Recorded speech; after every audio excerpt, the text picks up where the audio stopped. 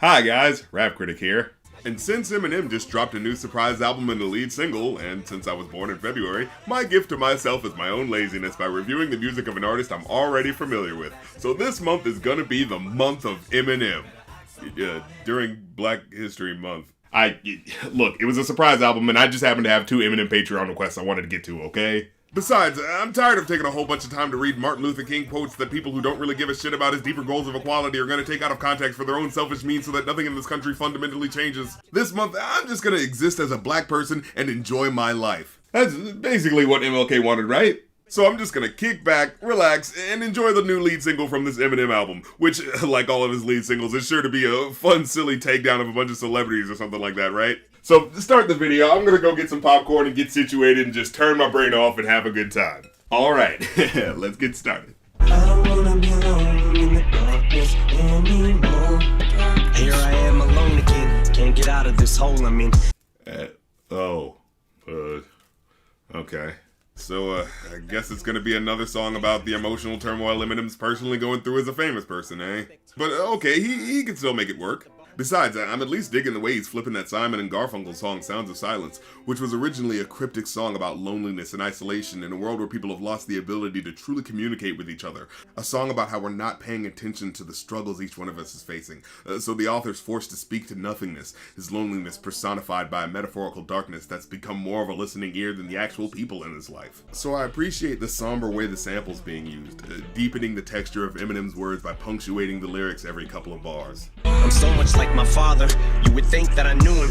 I keep pacing this room, Valium and chase it with booze. But I can't shake the feeling I've kind of heard this before, you know? Like, the somber tone, the lyrics about how he's afraid this might be one of the last fleeting moments in his career. I should get ready for the show now. Wait, is this the whole crowd? I thought the shit was sold out. I'm not gonna lie, this narrative's starting to sound a little overdramatic at this point.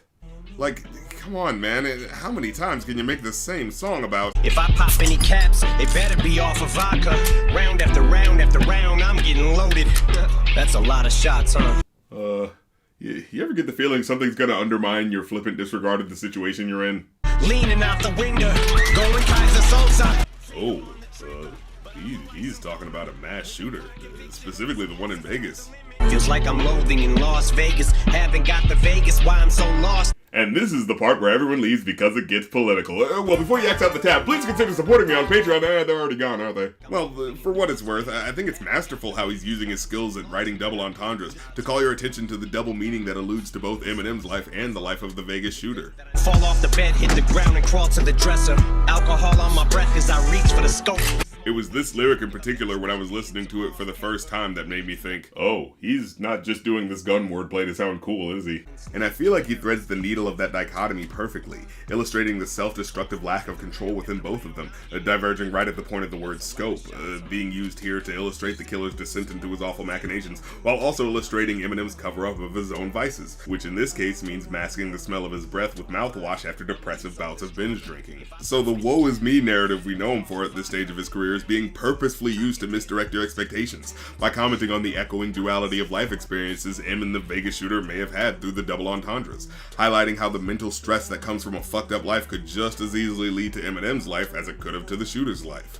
But if you'd like to know the reason why I did this, you'll never find a motive, no signs of mental illness. But I'm a licensed owner with no prior convictions, so lost the sky's the limit. And at this point in the song, he shuts down all the typical scapegoats people give when tragedies like this occur. Because as records showed, the Vegas shooter wasn't a former criminal, nor was he mentally unstable. And besides, committing a mass shooting isn't some closed-off option your brain can only unlock if you rack up enough mental illness points. You just need to be an asshole who is already living in a system that inherently isolates us from each other, doesn't value human life, and on top of that, gives us access to a mountain of death weapons that can take those lives away with little effort. You know, it's not a good combo. And M specifically brings up the fact that dude had access to the type of artillery that should only be available to someone fighting a goddamn war. So my supply's infinite, strapped like I'm a soldier. And yeah, that shooter was strapped like a soldier, so, you know, why was he allowed to be? Like, yeah, the Constitution allows for arms under the Second Amendment and whatnot, but it specifically has the caveat of it being a well-regulated militia.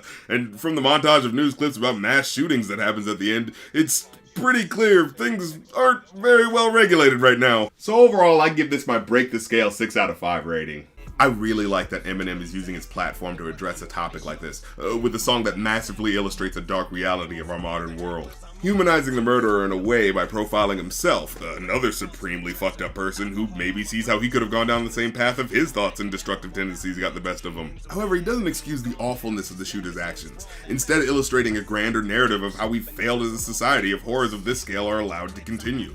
And there may be some who scoff at the idea of an artist making such nakedly political music like this, but I personally feel like it's paramount to making us truly pay attention to the issues of our society, immortalizing human tragedy in ways that the average person has no choice but to remember and truly reflect on the stark reality of the world we're living in.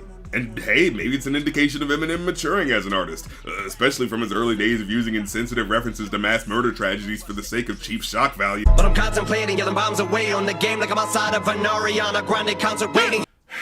Alright, should have seen that coming. But hey, that's the episode. Leave a like if you liked because it helps, comment if you have something to say because it helps even more, and hit the subscribe button and the bell because it helps the most. Oh, and if you like my stuff and want to request a song for me to review, go to Ko-fi.com/rapcritic for a one-time donation of $60, or Patreon.com/rapcritic, where for $1 you can see episodes early and talk with me and fellow fans on my Patreon Discord. I'll leave all the links to that stuff, plus my podcasts and all my social medias in the link tree in the description. So check all that fun stuff out and I'll catch you next time. Peace.